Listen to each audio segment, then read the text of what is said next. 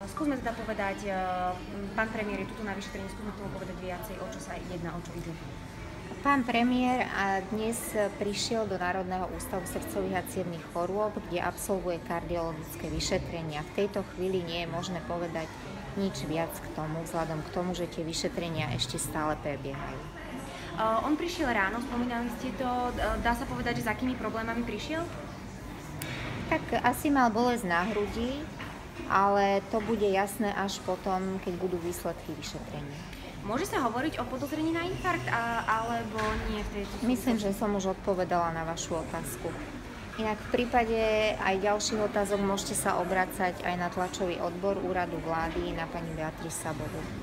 On sem prišiel na vyšetrenie s tým, že teda bude tu aj hospitalizovaný, alebo len dneska to bude, alebo bude tu dlhšie, alebo ako to bude? To vám neviem povedať, vzhľadom k tomu, že ešte stále prebiehajú tie vyšetrenia a na základe toho sa potom rozhodne.